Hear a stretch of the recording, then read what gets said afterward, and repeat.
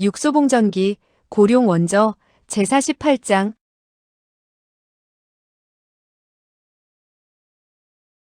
제후부 유령산장. 13번째 남자. 7사람이 둘러앉은 팔선탁 위에는 12장의 쪽지가 놓여 있었다. 강호에서 명성이 쟁쟁한 인물들이었다. 고송거사, 목도인, 고과화상, 당의선생, 소상검객, 사공적성, 화만루. 이 7사람의 신분은 특이했고 모두 제각기였다. 그 중에는 승려와 도인, 은거하는 사람, 의적, 그리고 궁중의 고수와 강호를 떠도는 명문제자도 있었다. 그들은 특이하게도 모두들 구속을 받기 싫어하는 무림의 선배들이었다. 그들이 이곳에 모인 한 가지 공통점은 모두가 육소봉의 친구란 사실이었다. 둘러앉은 좌중은 하나같이 모두 엄숙했고 분위기는 바위처럼 무거웠다. 모두 목도인을 주시하며 그가 입을 열기를 기다리고 있었다. 그들은 모두 목도인이 불러온 것이다. 이렇게 모이는 것이 쉬운 일이 아님에도 불구하고 그들이 모두 모인 것은 그럴 만한 중대한 이유가 있었기 때문이었다. 탁자 위에는 여기저기 술잔이 놓여져 있었으나 아무도 잔을 들어 올리지 않았다.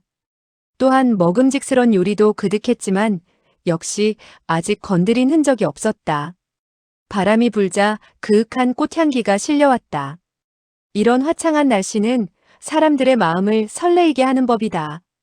그러나 방 안은 날씨와는 정반대의 분위기였다. 모인 7사람들은 성격이 호탕하고 무슨 일에나 거리낌 없이 행동해 왔는데 도대체 무슨 일이기에 단 한 사람도 움직이지 않는 것일까? 화만루는 장님이었다. 장님은 원래 등이 필요하지 않을 텐데도 탁자 위에 육각형의 구리등을 켜고 있는 사람은 바로 그였다. 세상에는 납득이 가지 않는 기묘한 일들이 참으로 많은가 보다. 목도인이 한숨을 내쉬며 드디어 무거운 침묵을 깼다. 누구나 잘못을 저지를 수는 있어. 그 잘못을 깨닫고 시정하는 것이 어려울 뿐. 그는 될 수 있는 대로 자신의 감정을 억제하려고 했다. 그러나 음성은 약간 격해 있었다.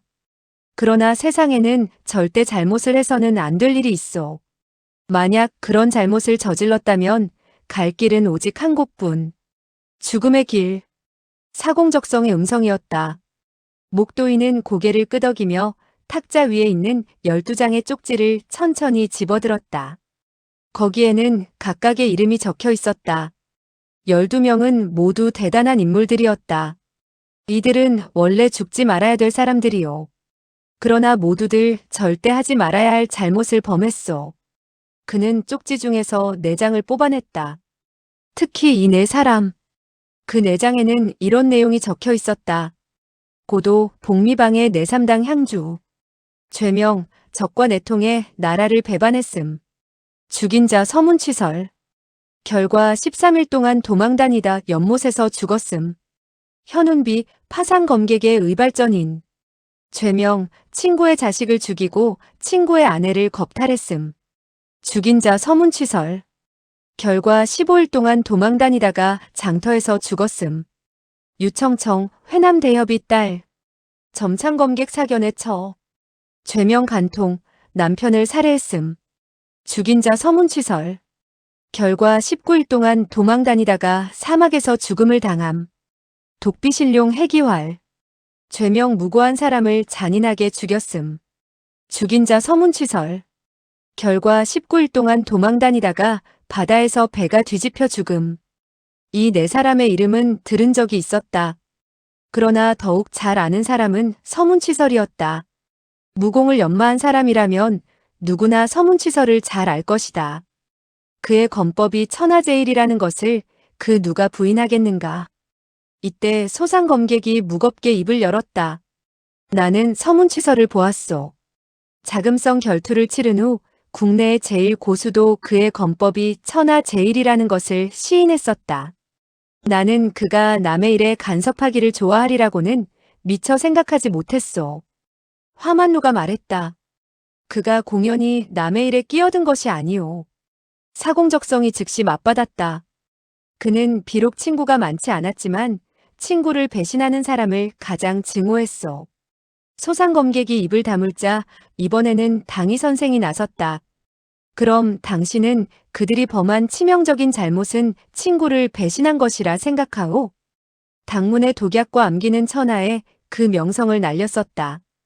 당희 선생은 말하는 것을 별로 좋아하지 않았지만 잠자코 있을 수 없는 모양이었다. 이번에는 사공적성이 말했다. 그럼 아니라고 생각하오?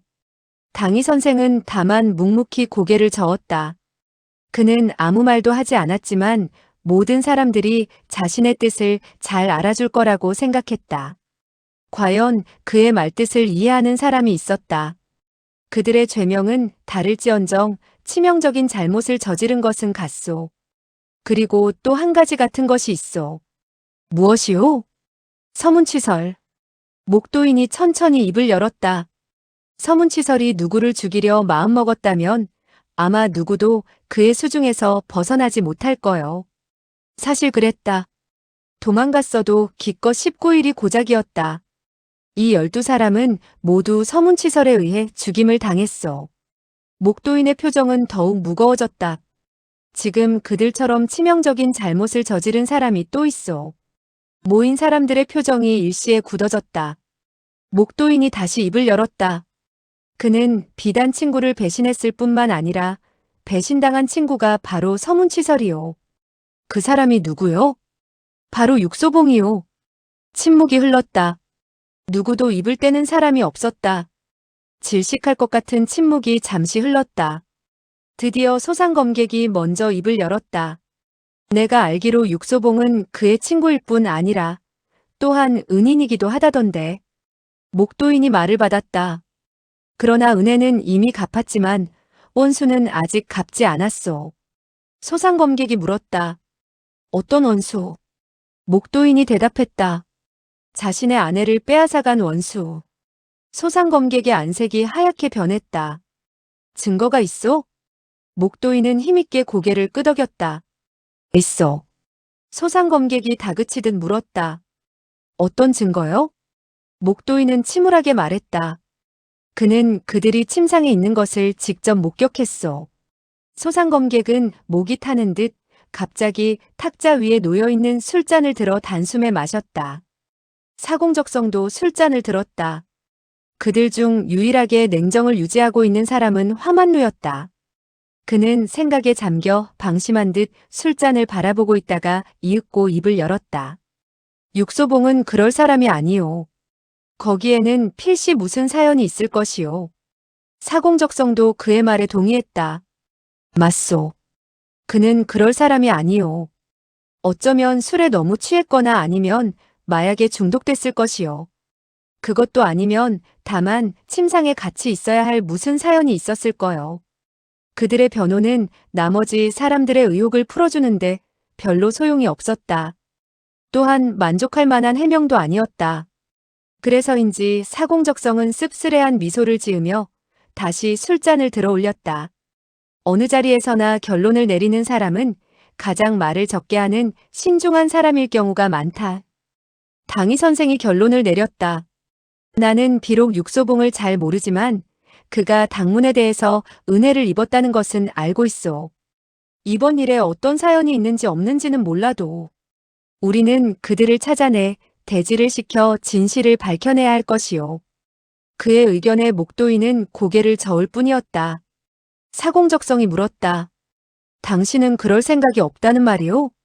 목도인이 대답했다. 찾고 싶지 않은 것이 아니라 찾을 수가 없다는 거요. 육소봉은 사라졌다. 그 일이 있은 직후 육소봉의 모습은 어느 곳에서도 보이지 않았다. 목도인은 12장의 쪽지를 펼쳐들었다. 그래서 나는 여러분에게 이것을 보여주는 것이요. 사공적성이 눈썹을 찌푸리며 말했다. 이 12명의 죄인과 육소봉이 무슨 관계가 있어서 약간의 암시를 얻기 위해서요. 무슨 암시요? 목도인은 잠시 생각하더니 다시 입을 열었다. 그들이 도망친 경로요. 육소봉을 찾으려면 우선 그가 어느 길로 도망쳤는지부터 추적해야 하오. 여기 12사람은 무공이 높을 뿐 아니라 또한 경험이 풍부하오. 그리고 교활한 능구렁이들이요. 이들이 도망칠 생각을 했을 때는 틀림없이 치밀한 계획을 세웠을 것이요. 그들이 선택한 노선은 나름대로 최선의 길이었을 거요. 사공적성이 시큰둥하게 말했다. 그러나 그들도 역시 결국은 잡혀 죽었다. 비록 끝까지 잠적하지는 못했지만 우리에게 참고는 될 거요. 이 12사람이 선택한 경로는 대체로 네 갈래로 나눌 수 있었다. 배를 사용해서 바다로 가는 것, 사막으로 가는 것, 사람이 많은 장터로 가는 것, 인적이 드문 산속으로 가는 것. 목도이는 길게 한숨을 내쉬며 입을 열었다. 모두들 육소봉의 친구이니까 그의 성격을 잘 알 것이요. 그가 어느 길을 택했을지 잘 생각해 보시오. 대답하는 사람이 없었다. 누구도 자신있게 어느 길로 갔으리란 말을 하지 못했다. 이때 화만루가 천천히 입을 열었다. 나는 이 한 가지는 확신할 수 있어. 목도인이 고개를 돌렸다. 무엇이오? 어서 말해보시오. 화만루는 잠시 먼 곳을 바라보다가 입을 열었다. 그는 절대 바다로 가거나 사막을 택하지 않았을 것이오. 왜 그렇게 생각하는지 아무도 묻지는 않았지만 대체로 수긍하는 표정이었다. 그의 독특한 감각과 예리한 판단력은 아는 사람은 다 아는 사실이었다. 사공적성은 8번째 술잔을 비우더니 입을 열었다. 나도 한 가지는 확신할 수 있어. 모두 그의 말에 귀를 기울였다. 육소봉은 절대 죽지 않을 것이오. 그러자 그의 말에 이의를 제시하는 사람이 있었다. 어째서요? 그도 틀림없이 사람인데 죽지 않는다니. 사공적성은 자신 있게 말했다. 나는 육소봉의 무공도 알고 서문치설의 검법도 보았소. 서문치설은 더 이상 검의 신이 아니오. 그는 서문치설의 검법과 정확도를 결코 무시하지는 않았다. 그러나 그의 아내가 자식을 낳은 후부터 그의 검법은 나약해졌다. 그의 마음이 연약해졌기 때문일 것이다. 사실 그랬다. 그는 시간이 지날수록 차츰 인간으로 돌아온 것이다. 목도인이 말을 받았다. 나도 그렇게 생각했지만 지금은 생각이 달라졌소. 좌중의 시선이 일시에 목도인에게 쏠렸다. 무슨 연고로? 목도인은 천천히 입을 열었다. 자금성 결투가 있기 전 그의 검법이 다소 연약해진 것은 사실이요. 그는 아내에 대한 배려가 특별했으니까 아내에 대한 사랑이 검의 열정보다 능가했던 것이요. 소상검객도 그의 뜻에 동의하는 듯 고개를 끄덕이며 말을 받았다. 그러나 그가 백운성주를 이기고 나서부터는 상황이 달라졌소. 백운성주 같은 절세 고수를 격패한 후에는 누구든지 자신감이 생기기 마련이다. 자금 일전을 치른 후 서문치설은 검에 대한 열정이 광기에 다다라 차츰 아내를 등한시하기 시작했다. 날이 갈수록 서문치설은 아내를 냉대했으며 그로 인해 육소봉의 동정을 불러일으켜 극한 상황까지 가게 됐는지도 모른다. 모두들 그런 생각을 하고 있었지만 아무도 입 밖에 내지는 않았다. 목도인이 다시 침통하게 입을 열었다. 나는 얼마 전에 육소봉을 보았었소. 그는 내게 말했소. 서문치설의 검법이 이미 무검의 경지에 도달했다고 했소. 무엇이 무검의 경지인가? 그의 손에는 비록 검이 없지만 보이지 않는 검이 있었다. 도처에 있었다. 그는 이미 검과 혼연일체가 됐고 그 자체가 이미 검이었다. 그가 있는 한 천지만물이 모두 그의 검이 될 수 있다. 이러한 경지는 검술의 최고봉으로 어느 누구도 그 경지를 이겨낼 수는 없을 것이다. 목도인은 장탄식을 했다. 내가 육소봉을 보았을 때 그는 이미 취해 있었소. 그는 이렇게 말했소. 이 세상에서 그를 죽일 수 있는 사람은 오직 서문치설이라고. 다시 무거운 침묵이 흘렀다. 모두들 마음속으로 똑같은 결론을 내리는 것 같았다. 서문치설이 육소봉을 이긴다. 승리. 육소봉과 서문치설이 상면하면 육소봉은 죽을 것이라고 결론 내렸다. 다급해진 문제는 육소봉의 소재였다. 육소봉은 어디에 있는 것일까? 그리고 얼마나 도망다닐 수 있을까? 정녕 그가 바다로 가지 않고 사막으로 가지 않았다면 사람들이 많은 장터에서 어슬렁거리고 있는 것일까? 아니면 인적이 없는 숲속에서 긴 잠을 자고 있는 것일까? 비록 그의 소재 파악 범위는 축소됐지만 땅은 여전히 넓었다. 수많은 장터와 드넓은 산이야. 그 어디에서 육소봉을 찾는단 말인가. 갑자기 당의 선생이 자리에서 벌떡 일어나더니 성큼성큼 문 쪽으로 걸어나갔다. 아연해진 사공적성이 술잔을 든 채 물었다. 왜 그러시오? 당의 선생은 냉랭히 말했다. 나는 술을 마시러 온 것이 아니오. 그럼 이번 일에 상관하지 않겠다는 거요?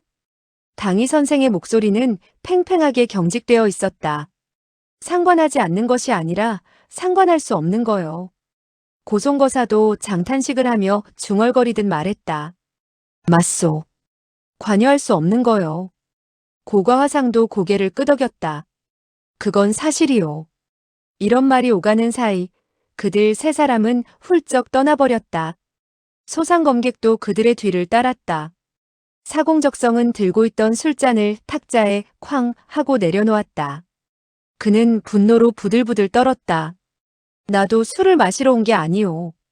미쳤다고 술 마시러 여기까지 온단 말이오. 그는 자리를 박차고 나갔다. 이제 방 안에는 두 사람만이 남아있었다. 이런 와중에도 여전히 침착하게 앉아있는 사람은 화만루였다. 화가 치민 목도인도 탁자 위에 술잔을 마구 집어 던지고 있었다. 화만루는 여유있는 미소를 띄우며 말했다. 그들이 어디로 갔는지 알고 있어?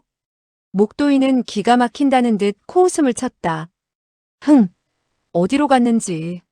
화만루는 여전히 미소를 지으며 말했다. 나는 알고 있어. 내 짐작이 틀림없을 거요. 그들이 어디로 갔단 말이오? 우리가 지금 서문산장으로 간다면 틀림없이 그들을 만나게 될 것이요. 한 사람도 빠짐없이 보게 될 것이요. 목도인은 믿을 수 없다는 눈으로 그를 쳐다보았다. 그들이 그곳에 간 것은 모두들 한 가지 사실을 확인하기 위해서요. 내가 만약 육소봉으로서 그곳에서부터 도망친다면 어떤 길을 택할 것인가? 화만루가 다시 입을 열었다. 그들이 만약 그것을 깨닫게 된다면 틀림없이 그 길을 향해 뒤쫓아 갈 것이요. 그런데 왜 그들은 말을 하지 않고 뿔뿔이 떠났소? 화만루가 차근차근 설명했다. 그들은 자신의 판단들이 틀려 다른 사람에게 영향을 줄까 그랬을 거요. 그렇다면 당신은 왜 나에게 굳이 말하고 있소? 확신하고 있다는 뜻이요? 화만루가 고개를 끄덕였다. 그렇소. 왜냐하면 그들은 모두 육소봉의 친구이기 때문이요. 그의 얼굴에서 온화한 광채가 풍겨 나오는 것 같았다. 생명을 사랑하는 그는 사람의 따사로운 마음을 믿고 있었다. 목도인은 그제서야 이해가 가는 듯 안도의 한숨을 내쉬었다. 사람으로 태어나 육소봉처럼 친구를 사귄다면 참으로 행복한 일이요. 그런데 그 자신이 잘못을 저지르다니 쯧쯧. 그는 화만루의 어깨를 토닥거렸다. 우리도 갑시다. 육소봉을 찾아낼 수 있는 사람은 바로 당신인 것 같소. 화만루는 고개를 저었다. 나는 아니요. 그럼 누구요? 화만루는 침통하게 말했다. 아무도 그를 찾을 수 없소. 바로 그 자신 외에는. 그렇다. 실종된 사람을 누가 찾아줄 수 있단 말인가. 48. 정통 무당신법과 독고미. 육소봉은 차츰 자신을 잃고 있었다. 다만 정신없이 걷고 있는 방향만을 어렴풋이 짐작하고 있을 뿐이었다. 그는 이 길이 서쪽으로 향하리라 생각했다. 가다 보면 물과 먹을 것을 찾을 수 있으리라. 다시 밤이 왔다. 숲속은 안개로 뒤덮여 있었다. 그러나 먹을 것은 아무것도 없었다. 그때까지도 육소봉은 자신의 감각을 믿고 있었다. 그러나 갈수록 우거진 숲속일 뿐 인적은 전혀 보이지 않았다. 굶주림은 인류의 최대의 고통 중 하나이다. 더군다나 목마름은 굶주림보다도 더욱더 사람을 참을 수 없는 경지에까지 이르게 만든다. 그의 입술은 바싹 말라타는 듯 허옇게 부풀어 있었다. 옷은 갈기갈기 찢어져서 누더기가 되었고 가슴의 상처는 참을 수 없이 부어오르기 시작했다. 샘물조차 없는 심산유곡에서 도망다닌 지 이미 사흘이나 되었다. 운 좋게도 그의 친구가 그를 만난다 해도 그가 진짜 육소봉인지 아닌지 알아볼 수 없을 정도로 그의 모습은 처참해졌다. 풍류를 즐기며 여자들의 눈을 단숨에 뇌쇠시키던 호남자 육소봉의 모습은 정녕 아니었다. 숲은 칠흑같이 어두웠다. 어둠 속에서 각양각색의 위험이 도사리고 있었다. 어떤 위험도 지금의 육소봉에게는 치명적이었다. 그는 과연 이 어둠 속을 무사히 빠져나갈 수 있을까? 그 자신도 확신할 수가 없었다. 육소봉은 자신의 감각에 이미 자신이 없었다. 그러나 계속 앞으로 걸어나갈 수밖에 없었다. 다른 선택의 여지가 없었던 것이다. 뒤로 물러난다는 것은 있을 수 없었다. 더욱 위험할 뿐이고 더욱 처참한 경우를 초래할 뿐이었다. 그의 뒤에는 서문치설이 바짝 뒤쫓아오고 있었다. 비록 그의 모습은 보이지 않았지만 감각으로 느낄 수 있었다. 그 살인적인 싸늘한 검기를. 육소봉은 등줄기가 오싹해지는 한기를 수시로 느꼈다. 서문치설이 그리 멀지 않은 곳까지 따라왔다는 것을 직감하고 있었다. 도망 자체는 피가 마르는 고통이었다. 기아, 목마름, 쌓이는 피로, 공포 이런 것들이 잔인한 채찍이 되어 그의 몸을 후려치고 있었다. 그것만으로도 충분히 그의 심신은 붕괴되고 있었다. 하물며 그는 이미 부상을 입었으니. 검상. 상처에서 아픔이 전해져 올 때마다 그는 그 불가사의할 정도로 빠른 일검을 떠올렸다. 수중에 원래 무검이었던 서문치설은 다시 그의 검을 뽑아든 것이다. 나는 이 검으로 역고성을 격패했다. 세상에서 또 누가 나로 하여금 이 검을 쓰게 할 자격이 있겠는가? 육소봉. 단지 육소봉뿐이다. 나는 너를 위해 다시 이 검을 사용한다. 지금 나는 내 검을 뽑았다. 너의 피를 묻히기 전에는 절대로 검집에 넣지 않을 것이다. 그의 일검은 빨랐다. 어느 누구도 상상하지 못할 정도이며 어느 누구도 그의 검을 피하지 못할 것이다. 검광이 번뜩이는 순간 뿌려지는 낭자한 피. 그 누구도 이 일검을 피할 수 없었다. 육소봉도 마찬가지였다. 그러나 그는 죽지는 않았다. 살아남은 것만도 기적이었다. 천상천하에서 그 일검을 받고 살아남은 사람은 육소봉뿐이었다. 어둠. 끝이 보이지 않는 어둠이었다. 어둠 속에서 각양각색의 위험이 도사리고 있을 것이다. 육소봉은 생각하기조차도 싫었다. 생각하면서 공포에 떨고 싶지도 않았다. 어쩌면 공포로 미쳐버릴지도 모르기 때문이다. 그는 마냥 걷기만 했다. 아무 생각 없이 그저 앞으로 걸어나갈 뿐이었다. 그는 나뭇가지 하나를 꺾어 앞을 더듬으며 한 걸음 한 걸음 나아갔다. 마치 장님 같았다. 나뭇가지 하나가 그의 전부였다. 천하의 육소봉이 이 나뭇가지 하나에 의지하다니. 육소봉은 절로 웃음이 나왔다. 그 웃음은 굴욕과 슬픔과 고통이 어우러진 비참한 것이었다. 이제서야 그는 비로소 장님의 고통을 이해할 수 있었다. 갑자기 화만루가 위대하게 생각되었다. 앞이 보이지 않는 화만루는 자신감과 온화함을 간직하고 살아왔지 않는가? 그가 그렇게 살 수 있는 것은 가슴에 사랑을 담고 있어서일까? 육소봉은 자신의 의사와는 상관없이 걷기만 하고 있었다. 여전히 물도 먹을 것도 없었다. 앞쪽에 나무가 있었다. 굵고 커다란 나무였다.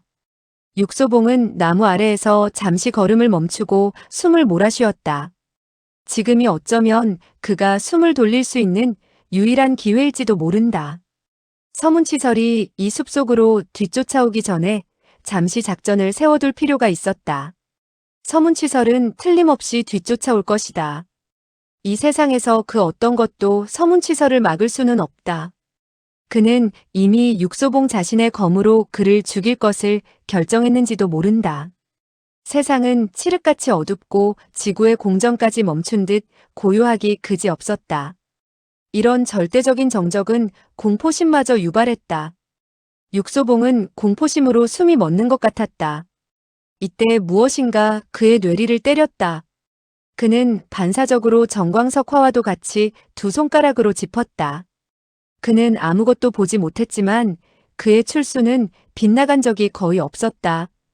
진짜 위험에 처하면 사람은 야수처럼 변할 수 있다. 그리고 야수 같은 본능과 육감이 생기게 된다. 그의 손가락에 잡힌 것은 한 마리의 뱀이었다. 그는 꿈틀거리는 뱀을 땅에 내팽개쳤다. 그리고는 양손으로 잡고 뱀의 몸통을 물었다.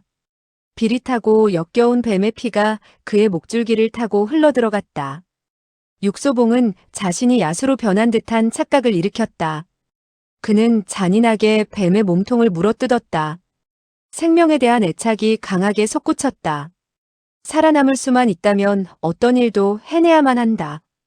그는 죽고 싶지 않았다. 아니, 죽을 수가 없었다. 설령 지금 죽는다면 원귀가 되어서라도 다시 인간 세상에 돌아와 자신의 누명을 벗어야 할 것 같았다. 어둠이 차츰 걷히며 희뿌옇게 새벽이 밝아왔다. 칠흑같이 어둡던 밤은 이제 회색빛으로 퇴색되었다. 그러나 날이 밝은들 무슨 소용이 있으랴. 어둠은 거쳤지만 죽음의 그림자는 여전히 그를 향해 좁혀오고 있었다. 그는 땅에 쌓여있는 낙엽을 들어 손에 묻은 피를 닦았다. 그 순간 그는 어렴풋하게 한 소리를 들었다. 사람의 소리였다. 그 소리는 어느 방향에서 들려오는지 확실치 않았다.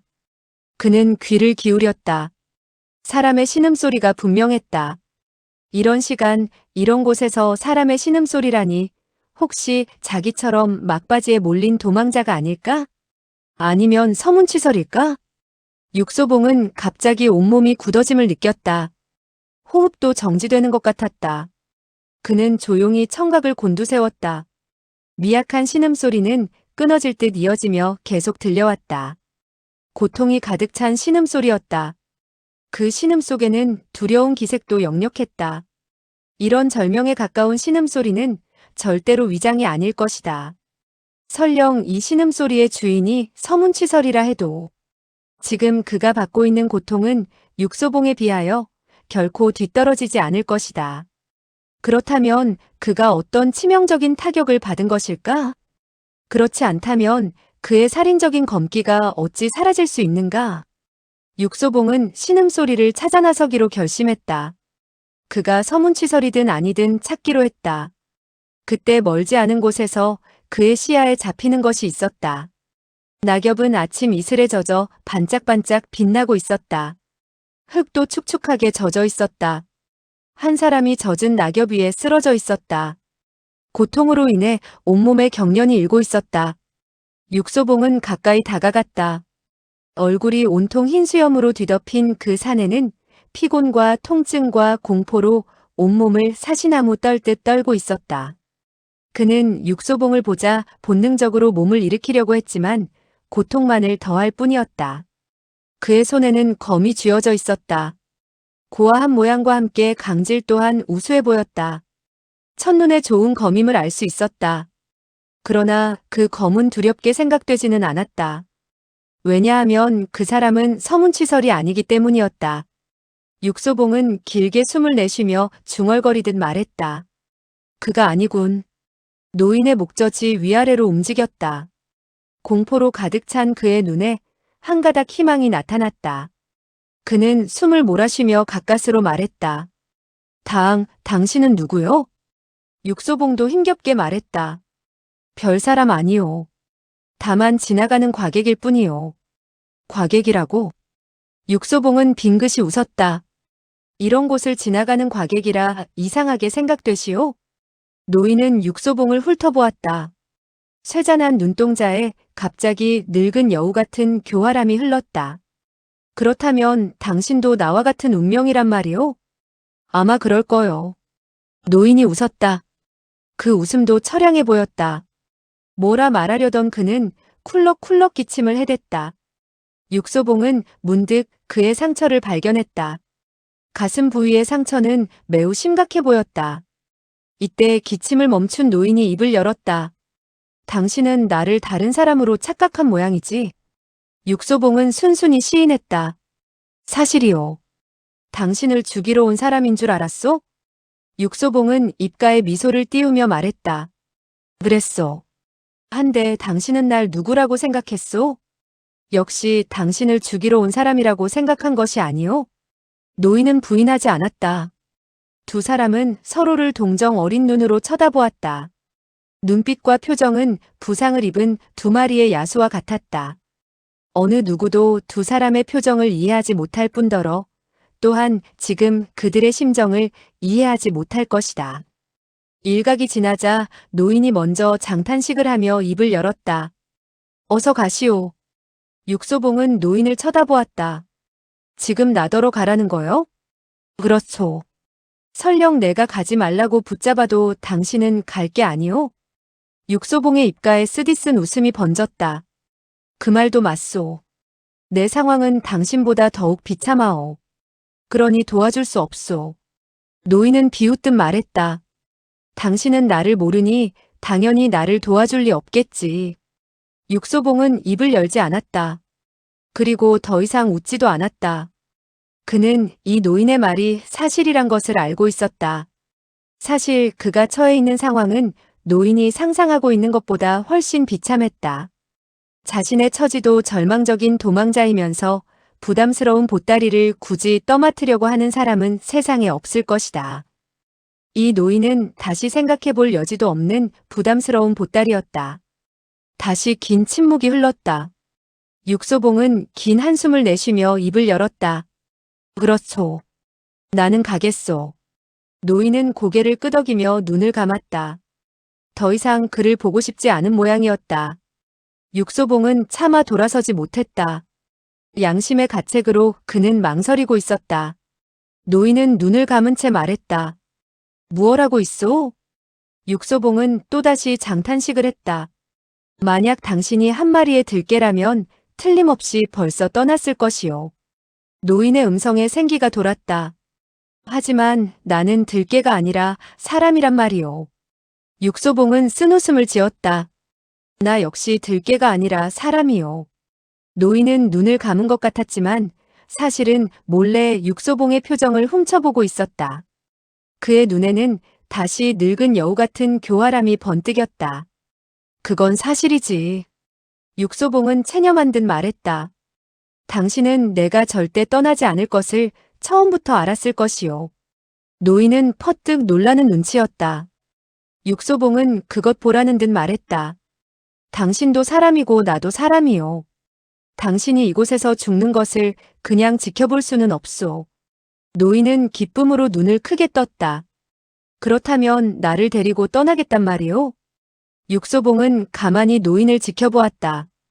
당신 생각은 어떻소? 노인의 눈에 간곡한 애원의 빛이 서렸다. 나를 데려가리라 믿소. 당신은 사람이기 때문에 나를 버려두고 갈 리가 없소. 그걸로는 충분하지 않소. 노인은 이해가 안 된다는 듯 눈을 껌뻑거리며 쳐다보았다. 충분치 않다니. 육소봉은 냉정하게 말했다. 못된 사람도 사람이라 할 수 있을는지. 노인은 뒤통수를 얻어맞은 듯 어안이 벙벙해졌다. 그는 육소봉의 다음 말을 가만히 기다렸다. 내가 당신을 데려가는 것은 못된 사람이기 때문이요. 아주 못된 사람이기 때문에. 봄이었다. 천지만물이 차디찬 겨울잠을 자고 일어나 늘어지게 기지개를 켜는 따뜻한 봄이었다. 숲속은 나뭇잎이 울창하게 우거져 햇빛조차 뚫고 들어오지 못했다. 육소봉은 우선 노인을 편안하게 눕혀놓고 자기도 옆에 누웠다. 지금으로서는 서문치설이 지척간에서 쫓아온다 하더라도 그는 도저히 한 걸음도 움직일 수 없었다. 그들의 여정은 이미 길었었다. 한데 그가 누운 자리에서 고개를 옆으로 돌려보니 드문드문 발자국이 있었다. 흠칫 놀라 자세히 살펴보니 그것은 다름 아닌 자신의 발자국이었다. 조금 전까지도 그는 죽을 힘을 다해 앞으로 전진했었지만 지금 누운 자리는 자기가 헤매던 발자국 위였다. 육소봉은 비애를 느꼈다. 땅이 꺼질 것 같은 절망적인 순간에 느끼는 그런 비애였다. 그는 숨을 몰아쉬었다. 옆에 누운 노인도 숨을 몰아쉬었다. 이때 큰 구렁이가 나뭇가지 사이로 미끄러져 내려왔다. 엄청나게 큰 구렁이였다. 그 힘도 당연히 엄청날 것이다. 그 구렁이의 몸뚱아리에 휘감긴다면 어떤 생명체도 살아남지 못할 것이다. 육소봉은 구렁이를 바라보며 미동도 하지 않았다. 아니 할 수가 없었다. 노인도 움직이지 않았다. 구렁이는 다행히 그들의 옆을 지나 커다란 느티나무를 휘감으며 올라갔다. 육소봉은 웃음이 나왔다. 왜 이럴 때 웃음이 나오는지 그 자신도 알 수가 없었다. 노인은 고개를 돌려 물끄러미 그를 쳐다보았다. 구렁이도 피해가는 걸 보니 당신도 역시 못된 인간이군.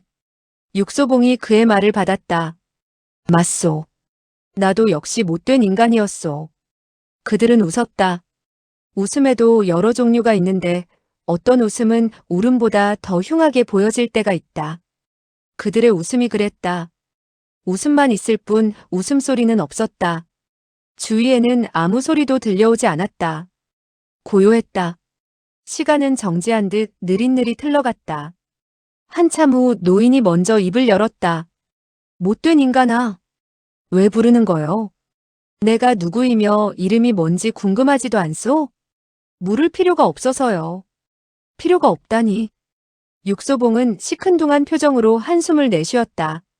우리는 멀지 않은 시간에 죽게 될 텐데 곧 죽을 사람이 또 곧 죽게 될 사람의 이름은 알아서 무엇하오?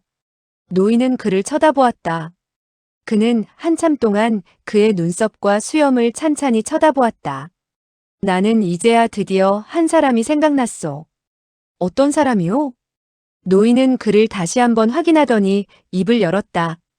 육소봉. 눈썹이 4개 있는 육소봉. 육소봉은 빙긋이 웃었다. 당신은 그것을 벌써 생각했어야 했소. 이 세상에서 가장 못된 인간이 바로 육소봉이니까. 노인이 장탄식을 했다. 하지만 나는 육소봉이 이런 모습이리라고는 상상도 못했네. 그럼 당신이 생각하는 육소봉은 어떤 모습이요? 내가 들은 바로는 육소봉은 여인들이 좋아하는 귀공자일 뿐 아니라 무공도 뛰어나다고 들었지. 육소봉은 씁쓸해하게 웃었다. 나 역시 그런 소리는 들었소. 그래서 나는 줄곧 육소봉은 영준하게 생긴 것으로 생각해왔는데 지금 당신을 보니 마치 한 마리. 노인은 차마 말을 잇지 못하겠는지 말꼬리를 흐렸다. 육소봉이 자주 섞인 음성으로 그 다음 말을 이었다. 마치 한 마리의 들개 같겠군. 그것도 막다른 골목에 몰려있는. 노인은 어색하게 웃었다. 보아하니 아주 골치 아픈 일을 저지른 모양이군. 육소봉은 힘없이 고개를 끄덕였다. 아주 골치 아픈 일이군. 노인은 미간을 찌푸렸다. 혹시 여자 때문에 생긴 일이요? 육소봉은 쓴웃음을 지었다. 노인이 다시 말했다. 역시 그런가 보군. 듣자 하니 당신은 백운성주의 천회비선 일검도 받아냈다고 하던데 이 세상에 어느 누가 당신을 막다른 골목으로 몰아넣을 수 있단 말이오. 육소봉은 침통하게 말했다. 단 한 사람뿐이죠. 나도 그렇게 생각하오. 단 한 사람밖에 당신 상대가 되지 못하지. 당신이 생각하는 단 한 사람은 누구요? 노인이 자신있게 말했다. 서문치설. 육소봉은 쓴웃음을 지었다. 쓴웃음을 지을 수밖에 없었다. 이때 노인의 한숨소리가 들려왔다. 정말 골치가 아프겠군. 당신이 왜 그런 골치 아픈 일에 말려들었는지 이해가 안 되는군. 육소봉이 가라앉은 목소리로 말했다. 사실 나도 그러고 싶지 않았소. 사연이 있어서 그의 마누라와 한 침상에 누워 있었는데 공교롭게도 그에게 발각된 것이오. 노인은 의아한 눈빛으로 그를 보며 절레절레 고개를 내저었다. 이제 보니 당신은 겁도 없군. 육소봉은 다시 쓴웃음을 지을 뿐 더 이상 입을 열지 않았다. 햇살은 따사로웠다. 두 사람은 잠시 침묵을 지키다가 육소봉이 먼저 입을 열었다. 당신은 어떤 골칫거리를 앓고 있소? 노인은 한숨을 내쉬며 말했다. 내가 저지른 골칫거리도 결코 작은 것이 아니오. 나도 짐작은 하고 있어. 노인은 생각지도 못한 듯 놀란 표정이었다. 육소봉은 그저 빙긋이 웃었다. 300냥 하는 옷을 입은 노인이 손에 3000냥 정도의 값어치가 나가는 좋은 검을 들고 들깨처럼 심산유곡을 도망쳐 다닌다면 그 사람이 저지른 골치 아픈 일은 당연히 작은 것이 아니란 짐작이 가지요. 노인은 고개를 끄덕이며 시인했다. 내가 저지른 골칫거리는 한 가지뿐만이 아니오. 그럼 몇 개요? 노인은 손가락 두 개를 세웠다. 하나는 엽고홍, 하나는 분연자요. 육소봉은 재빨리 물었다. 무당 소백용 엽고홍을 말하는 거요? 노인은 고개를 끄덕였다.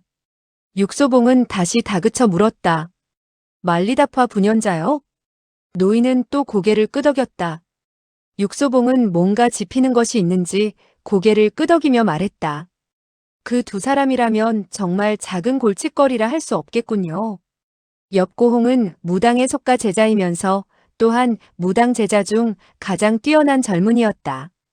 들은 바에 의하면 그는 백운성주의 친척이기도 했다. 그래서 백운성주는 그에게 직접 건법과 초식을 가르쳤다고도 했다. 말리다파 분연자도 역시 강호에서 그 명성이 쟁쟁했다.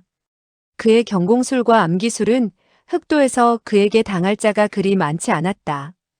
육소봉은 다소 의아한 표정이었다. 한데 엽고홍은 명문의 자제이고 분연자는 농림의 대도인데 어떻게 그 두 사람과 동시에 원한을 사게 되었소? 이해가 가지 않소? 육소봉은 전혀 모르겠다는 듯 고개를 흔들었다. 노인은 천천히 입을 열었다. 그리 복잡할 것도 없소. 엽고홍과 분연자는 둘 다 똑같은 나의 조카들이요.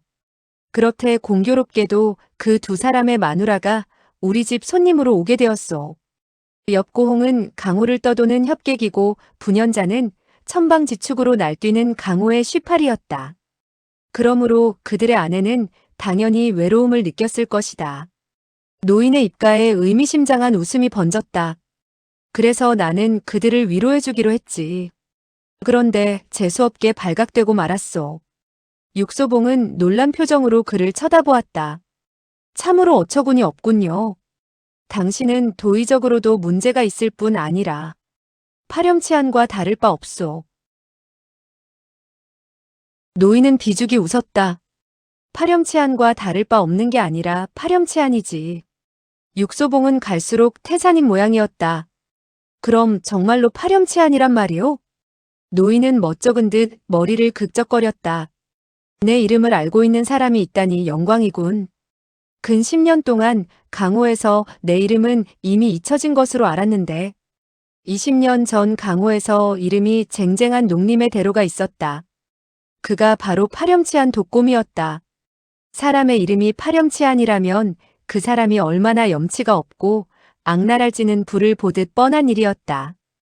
육소봉은 쓴웃음을 지었다. 보아하니 그 이름은 당신에게 정말 어울리는 것 같군요. 독고미는 담담하게 말했다. 나는 조카의 부인들을 파렴치하게 대했고 당신은 친구의 부인을 파렴치하게 대했으니 도토리 키재기 아니겠소?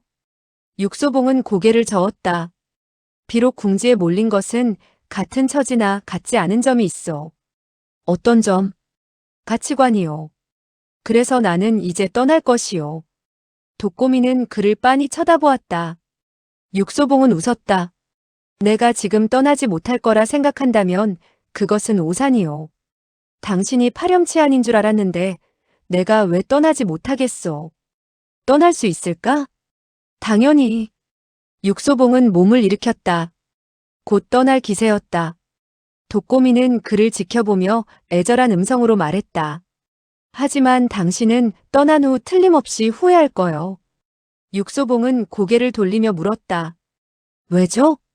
이 세상에는 사람을 잡아먹는 짐승도 있지만 사람을 잡아먹는 사람도 있어.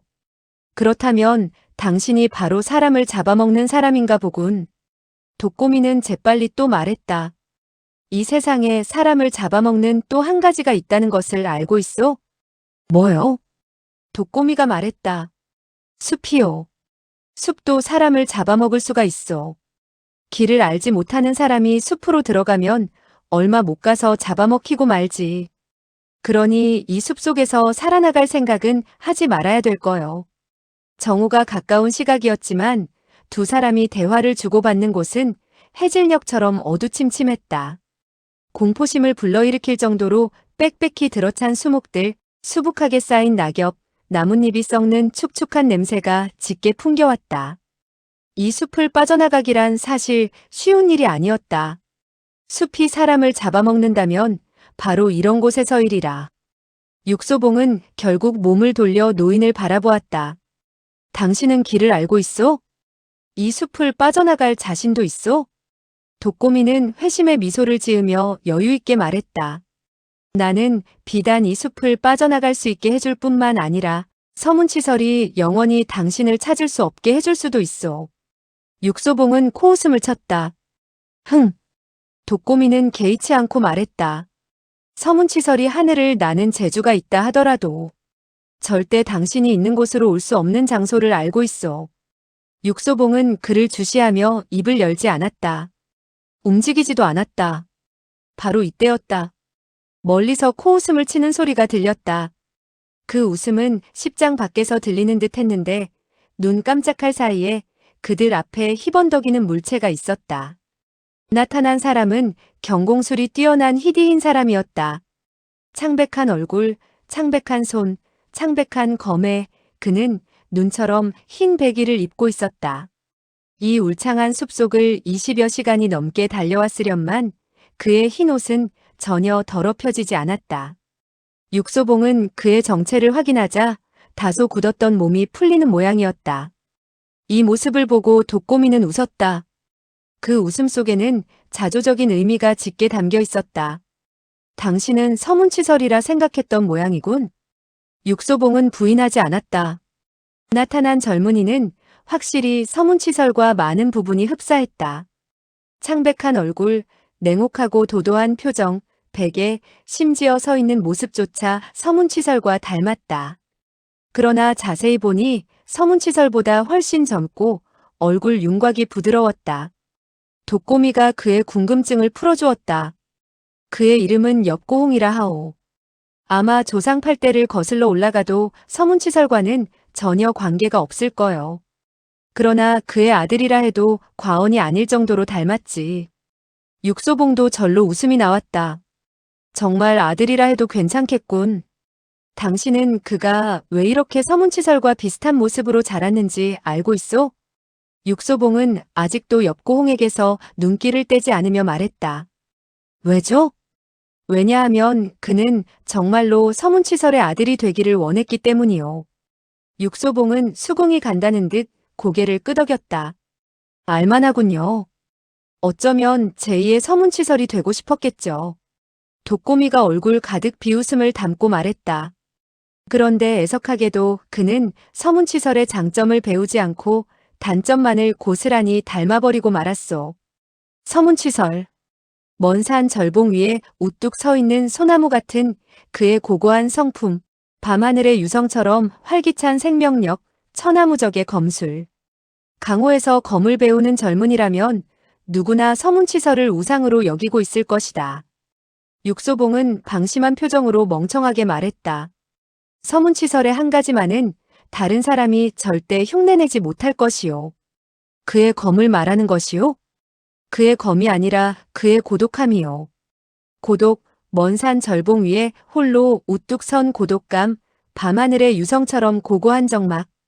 그 정막감의 의미를 진정 이해할 수 있는 사람만이 서문치설이 이룩한 그 경지를 묘사할 수 있을 것이다. 엽고홍은 줄곧 차가운 시선으로 육소봉을 주시하고 있다가 드디어 입을 열었다. 너는 대관절 누구냐? 누군데 감히 그를 평가하는 거냐? 육소봉은 쓴웃음을 지었다. 그는 독고미가 틀림없이 자기보다 먼저 이 말에 대답할 것이라 생각했다. 그의 추측은 맞았다. 독고미의 분명한 음성이 들렸다. 그는 아무것도 아니다. 단지 사람일 뿐이지. 이 세상에서 서문치설을 평가할 수 있는 사람이 있다면 바로 이 사람이지. 엽고홍은 다소 놀라는 기색이었다. 그가 누구기에? 그의 말이 채 끝나기도 전에 독고미가 차갑게 말했다. 그는 눈썹이 4개인 사람이다. 또한 서문치설의 마누라와 잠자리를 같이 한 유일한 사람이지. 육소봉은 시인하는 듯 아무 말도 하지 않았다. 독고미는 검을 움켜쥐며 냉랭하게 말했다. 서문치설을 만나기 전에 널 먼저 죽여야 하는 건데. 이때였다. 나뭇가지 위에서 한 음성이 들려왔다. 먼저 죽어야 할 사람은 그가 아닌 것 같은데. 말과 함께 희미한 그림자가 마치 제비처럼 날아내려왔다. 분홍색의 제비였다. 그는 소녀처럼 안색이 불그레하고 몸에 딱 맞는 분홍색 옷을 입었다. 또한 분홍빛 허리띠 옆에 역시 분홍빛 가죽 주머니가 걸려 있었는데 심지어 그의 눈동자에까지 분홍빛 기운이 어려 있는 것 같았다.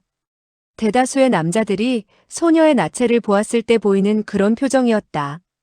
그런데 이게 어찌된 노릇인가? 그가 바로 육소봉을 보는 순간 그런 표정을 지은 것이다. 육소봉은 갑자기 구역질이 났다. 날아내린 사람은 바로 분연자였다.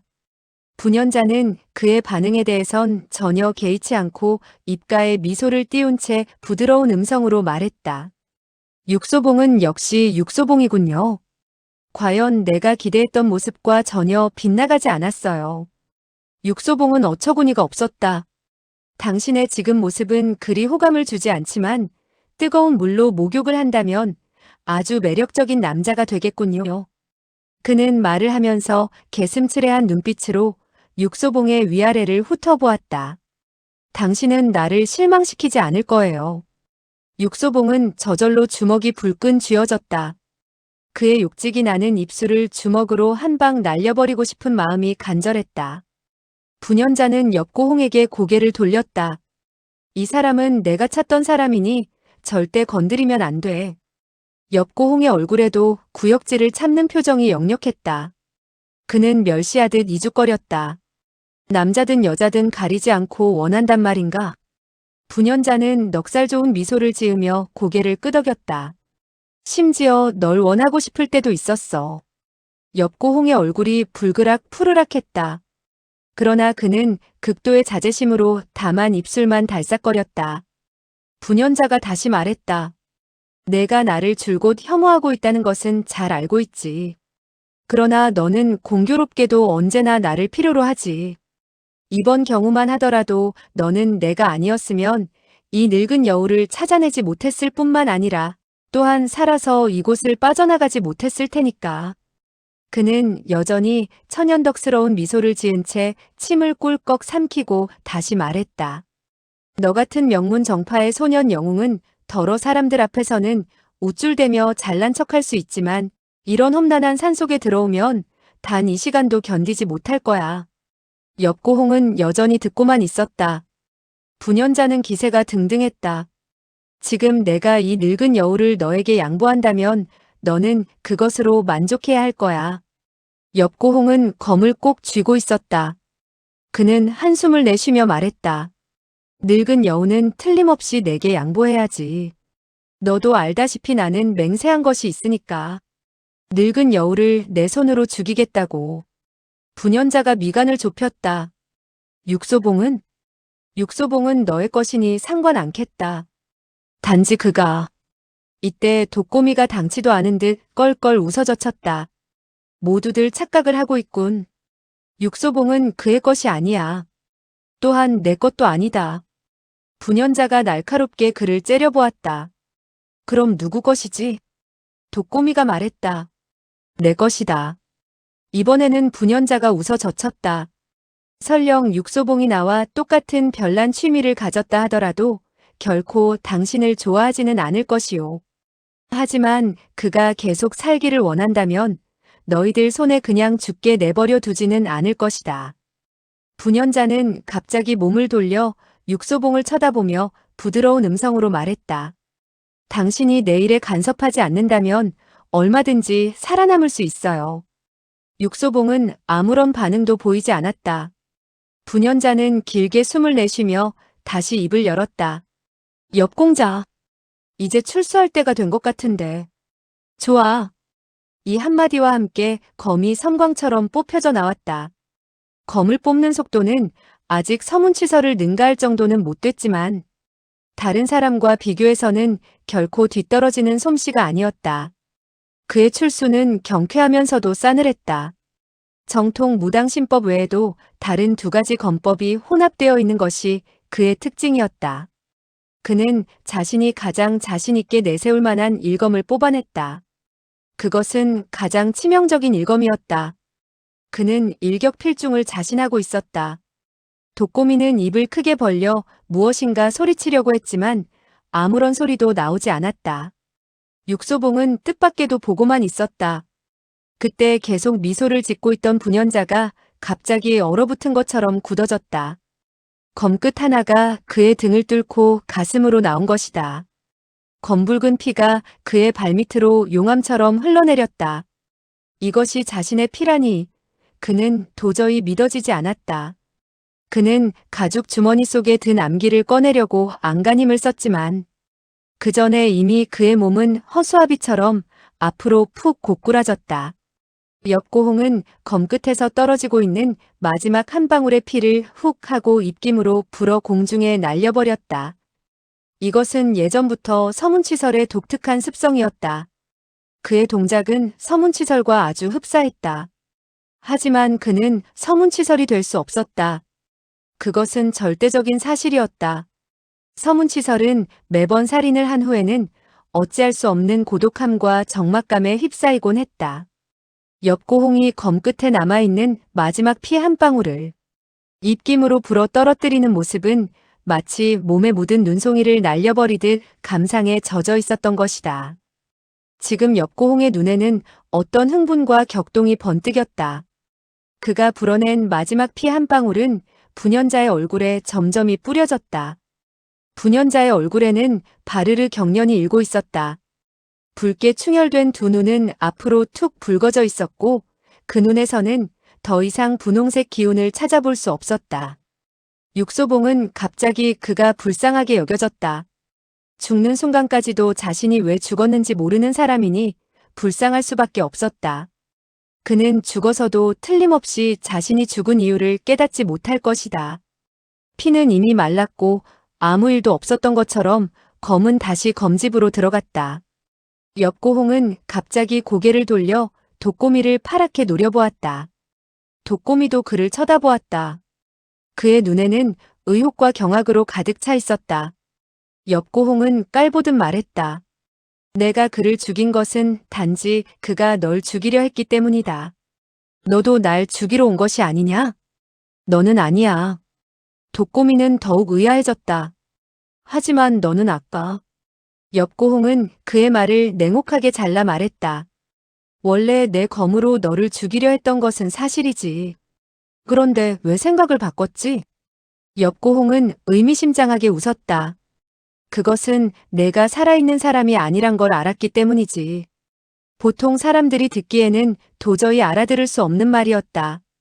그러나 뜻밖에도 독고미는 쉽게 알아듣는 듯했다. 그는 길게 한숨을 내쉬었다. 그럼 너도 산장의 사람이냐? 엽고홍은 웃었다. 뜻밖이냐? 그래, 나는 꿈에도 생각지 못했다. 엽고홍의 눈에 조소의 빛이 역력했다. 한참 후에 그는 천천히 말했다. 물론 생각지 못했을 것이다. 자신이 한 일에 대해서도 뜻밖이라고 생각하는 사람이 있으니까. 독고미는 길게 한숨을 내쉬었다. 산장 사람들은 언제나 뜻밖의 일만 골라 하는 것 같군. 그래서 산장이 아직 존재할 수 있는 거지. 독고미는 납득이 가는 듯 고개를 끄덕이더니 갑자기 화제를 돌려 물었다. 너는 육소봉이 출소하는 것을 본 적이 있느냐? 아니. 그럼 그의 무공이 어느 정도인지 알고 있느냐? 아니. 그럼 그에 대해서 아는 것이 무엇이냐? 나는 그가 백운성주의 천회비선을 받아냈다는 것을 알고 있지. 하지만 그는 지금 서문치설의 검에 의해 부상을 입고 있지. 그 사실은 나도 알고 있어. 그러나 신중해야 할 것이다. 독고미의 표정이 갑자기 엄숙하게 변하더니 또박또박 힘주어 말했다. 지금 그를 죽일 자신이 있느냐? 엽고홍은 육소봉과 독고미를 번갈아 쳐다보았다. 그의 눈동자에 야릇한 광채가 빛났다. 잠시 후 그는 입을 열었다. 나는 서문치설이 아니야. 독고미는 육소봉에게 시선을 돌렸다. 육소봉의 표정은 그들의 대화를 듣고 있지도 이해하지도 못하는 그런 표정이었다. 독고미는 빈정거리듯이 말했다. 아까 출소해서 날 구해준 모양이군. 육소봉은 침묵을 지켰다. 독고미가 다시 말했다. 그러나 지금 내가 너에게 해줄 수 있는 일은 아무것도 없는 것 같군. 육소봉은 역시 아무 말도 하지 않았다. 독고미는 그런 육소봉의 표정을 예의주시하며 지나가듯 말했다. 우린 특별한 사이가 아니니까. 육소봉이 드디어 입을 열었다. 하지만 조금 전만 해도 우리는 같은 입장이었어. 독고미는 빙그레 웃었다. 세상만사는 새옹지마이고 수시로 예기치 않은 변화를 일으킬 수 있으니까. 육소봉도 따라 웃었다. 일리가 있는 말이군. 독고미는 결심한 듯 단호하게 잘라 말했다. 우리는 이제 갈 길이 다른 것 같다. 너는 내 갈 길로, 나는 내 갈 길로. 육소봉이 말했다. 각기 다른 길은 좋지 않은 것 같은데. 왜 좋지 않지? 내가 갈 길은 아마도 죽음의 끝 같으니까. 독고미는 낄낄 웃었다. 그건 내 사정이고. 육소봉도 미소를 지었다. 그럼 너는? 나는 나의 길을 가야지. 어떤 길? 산장으로 가는 길인가? 뻔히 알고 있으면서 물어볼 필요가 없겠지. 육소봉은 묻지 않을 수 없었다. 어느 산장으로 가는 거지? 내가 가서는 안 될 산장이지. 왜 내가 가서는 안 되지? 독고미는 씁쓸하게 웃었다. 왜냐하면 너는 죽은 사람이 아니기 때문이야. 그 산장에는 죽은 사람만이 갈 수 있나? 독고미가 고개를 끄덕였다. 그렇다. 육소봉은 퍼뜩 놀라 물었다. 그럼 당신은 이미 죽은 사람이란 말인가? 맞소. 육소봉은 오싹 소름이 끼쳤다. 죽은 사람이라면 나는 상대하지 않겠다. 그는 굳어진 얼굴로 휘휘 손을 흔들었다. 나는 죽은 사람의 산장으로는 절대 가고 싶은 마음도 없고 또 죽은 사람이 되고 싶지도 않다. 살 수만 있다면 최선을 다해 그 길을 택할 것이다. 그는 떠났다. 눈 깜짝할 사이에 육소봉은 숲속으로 사라졌다. 그의 모습이 보이지 않자 독고미는 정신이 든 듯 큰 소리로 외쳤다. 정말 그가 떠나도록 내버려 둘 것이냐? 엽고홍이 태연하게 말했다. 그는 이미 떠난 후이다. 그가 산장의 비밀을 누설하게 될지도 모르는데 두렵지 않느냐? 그가 아는 비밀은 별로 많지 않다. 그리고 무엇보다도 그는 반시간을 넘기지 못하고 죽음을 당할 것이다. 최소한 그는 지금은 죽지 않았다. 그리고 살아있다면 우리 뒤를 암암리에 추적할지도 모른다. 우리는 어디로 가는 거지? 독고미는 서슴지 않고 확신에 차서 말했다. 물론 산장이지. 엽고홍은 쯧쯧 혀를 찼다. 착각하지 마라. 산장에는 너 혼자 가야 한다. 그럼 넌? 엽고홍은 담담하게 말했다. 내가 왜 가야 하지? 독고미의 안색이 변했다. 엽고홍은 이어 말했다. 나는 네가 산장과 협약이 되어 있다는 것을 이미 알고 있다. 그러니 당연히 너를 죽일 수 없지. 그러나 나는 너를 데려간다고 약속한 적은 없다. 독고미의 얼굴이 분노와 절망으로 처참하게 일그러졌다. 그는 떨리는 음성으로 말했다. 하지만 너도 보다시피 나는 한 걸음도 움직일 수 없는 상태다. 그건 내일이다. 나와 무슨 상관이 있단 말이냐? 그는 갑자기 검을 휙 뽑아 비교적 어리고 건조한 나무를 베어 자리에 깔고는 그 위에 책상 다리를 하고 앉았다. 넌 왜 떠나지 않지? 엽고홍은 여유작작했다. 내가 떠나든 말든 그게 너에게 무슨 상관이지? 독고미는 분노로 푸들푸들 떨었다. 그럼 내가 죽는 것을 지켜보겠단 말이냐? 너에게는 내 마음대로 천천히 죽을 수 있는 권한이 있다. 나와 상관없이. 엽고홍은 아무 일도 없었다는 듯 오히려 즐기는 듯한 표정이었다. 그는 뜻밖에도 기름종이에 싼 고기와 술을 갖고 있었다. 그는 음식을 바닥에 풀어놓았다. 꼬박 사흘을 굶은 노인에게 고기와 술 향기는 유혹을 넘어 극심한 고통을 안겨주었다. 코끝으로 풍겨오는 음식 냄새는 마치 바늘처럼 그의 온몸을 마구 찔러 경련을 일게 만들었다. 엽고홍은 노인의 반응에도 아랑곳하지 않고 술을 한 모금 들이키고는 쩝쩝 입맛을 다셨다. 그리고는 천천히 입을 열었다. 너는 내가 육소봉을 놓아준 것이 매우 불만스러울 것이다. 그러나 한 가지 모르는 일이 있다. 독고미는 대화를 통해 음식에 대한 욕구를 잊고 싶어서 즉시 물었다. 무슨 일이지? 내가 육소봉을 죽이지 않은 것은 죽일 자신이 없어서가 아니라 그가 서문치설의 손에 죽기를 바랬기 때문이다. 독고미는 뜻밖인 모양이었다. 엽고홍은 더욱 교만하게 말했다. 그가 만약 감히 내 앞에 또다시 나타난다면 내가 검을 뽑는 순간 그는 피를 뿌리게 될 것이다. 그렇다면 나와 육소봉의 생명은 내 한 손에 달렸단 말이군. 엽고홍은 자신만만하게 소리쳤다. 그건 분명한 사실이지. 그의 말이 떨어지기가 무섭게 나무 뒤에서 손이 뻗쳐나와 그의 수중에 있는 술을 낚아챘다. 엽고홍의 반응도 늦지 않았다. 그는 재빨리 그 손을 따라 나무 뒤로 몸을 돌렸다. 나무 뒤에는 아무도 없었다. 그가 다시 제자리로 돌아왔을 때 그의 술병은 이미 독고미의 수중에 있었다. 마지막 남은 한 방울의 술은 그의 입속에 털어넣어진 뒤였다. 조금 전까지 그 자리에 제법 수북히 있던 쇠고기는 흔적이 없었다. 엽고홍은 움직이지 않았다. 갑자기 숨이 먹기라도 한 것 같았다. 회백색의 숲은 너무나 고요해서 마치 무덤 속을 연상케 했다. 바람 한 점 없었다. 이때였다. 나뭇가지 위에서 갑자기 한 물체가 천천히 떨어져 내렸다. 엽고홍은 반사적으로 검을 뽑아 그것을 관통시켰다. 그의 검 끝에 꽂혀 있는 것은 뜻밖에도 조금 전에 쇠고기를 쌌던 그 기름종이었다. 독고미는 참을 수 없는 듯 큰 소리로 웃었다. 눈물이 질금질금 비어져 나올 지경이었다. 엽고홍은 그의 웃음소리조차 들려오지 않았다. 그의 안색은 파랗게 질려 있었다. 그는 검 끝에 꽂혀 있는 기름종이를 천천히 뽑아냈다. 독고미가 빈정거렸다.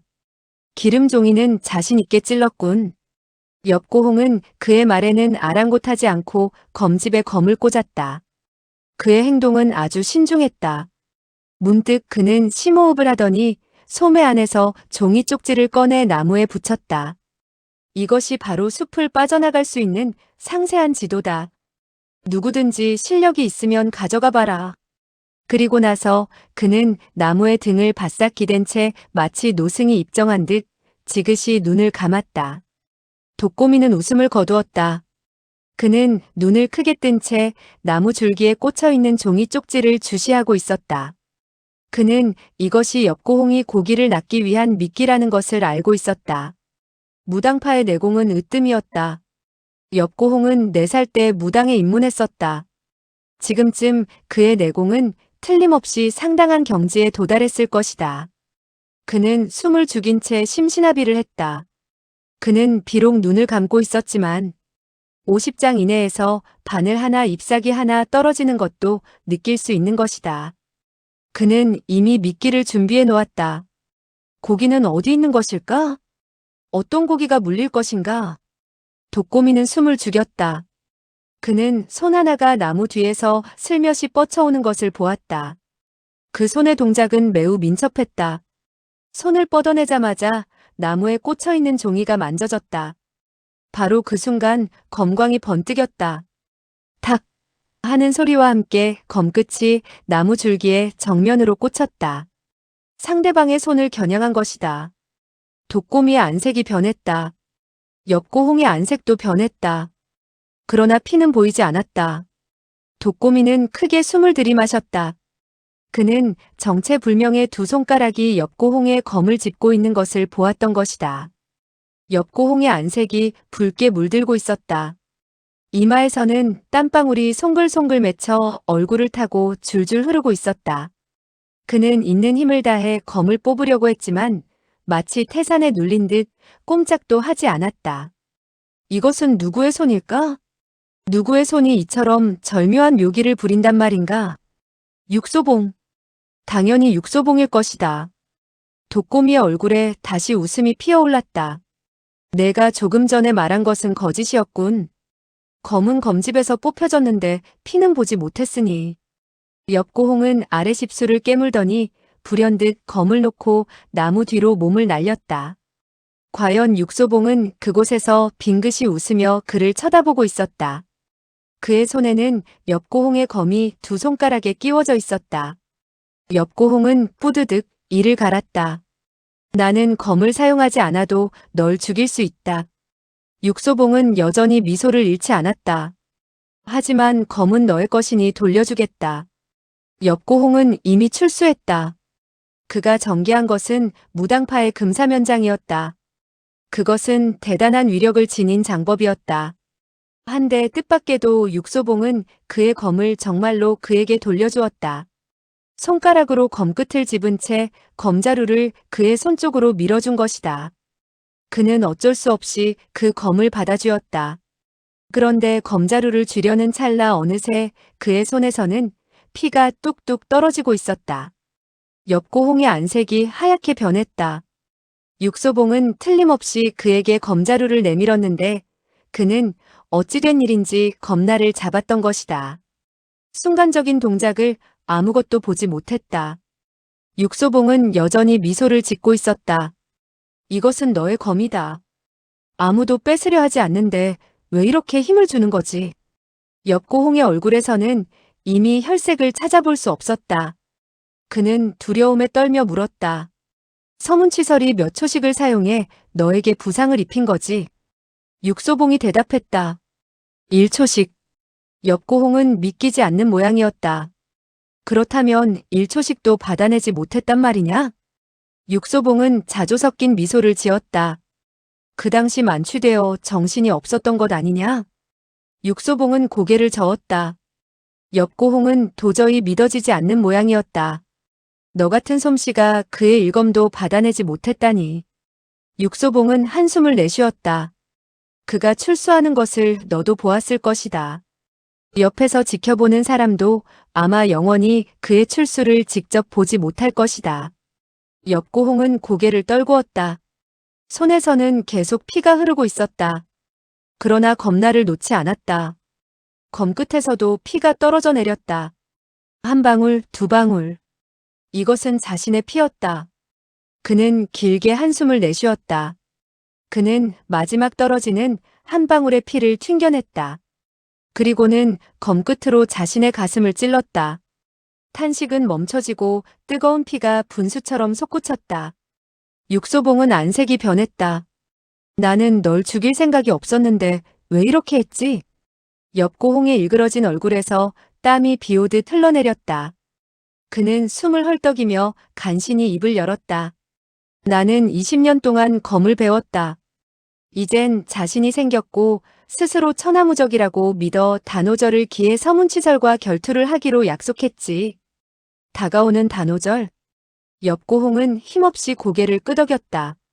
나는 비록 꼭 이긴다는 보장은 없었지만 그와 일전을 치러볼 수는 있다고 생각했다. 그러나 오늘 너를 보니 그것은 내 착각이었다. 앞으로 20년을 더 연마한다 하더라도 그의 적수가 될 수 없다는 것을 깨달았다. 엽고홍은 여기까지 힘겹게 말하고는 숨을 가쁘게 몰아쉬었다. 육소봉은 그의 말뜻을 충분히 이해할 수 있었다. 그가 만약 약속한 시간에 산장에 가지 않는다면 더 이상 강호 친구들을 만날 면목이 없어질 것이다. 그리고 또한 그가 간다 해도 수모를 자초하는 길일 것이다. 사실이 그랬다. 엽고홍의 검법은 서문치설과 비교도 할 수 없었다. 육소봉조차 서문치설의 일검을 받아내지 못했는데 그는 육소봉이 어떻게 출수했는지조차 보지 못했으니 그에게는 그 차이 하나만으로도 고통스런 치욕이 되기가 충분했다. 육소봉의 눈동자에 연민의 기색이 나타났다. 그 점 때문에 스스로 죽음의 길을 택했단 말이냐? 엽고홍은 스르르 눈을 감았다. 육소봉은 갑자기 앞으로 걸어와 그의 귀에 대고 몇 마디 소근거렸다. 엽고홍의 얼굴이 점점 일그러졌다. 도저히 이해할 수 없다는 표정을 띠고 그는 툭 얼굴을 떨구었다. 잠시 후 그의 입가에는 한 가닥의 미소가 떠올랐다. 검끝에는 피가 없었다. 마지막 핏방울은 바람에 의해 이미 말라 있었다. 사람은 비록 죽었지만 검은 아직 남아 있었다. 검광은 가을 호수처럼 맑았다. 검은 무정하지만 사람에게는 정이 있다. 그래서 검은 죽지 않고 사람은 죽는다. 육소봉은 이 무정한 검을 응시하며 길게 한숨을 내쉬었다. 감정을 가진 숱한 사람들이 왜 자신의 일생을 이 무정한 검에게 바치는 것일까? 가을 호수처럼 맑은 검을 쳐다보면서 육소봉은 갑자기 주체할 수 없는 허무감에 빠졌다.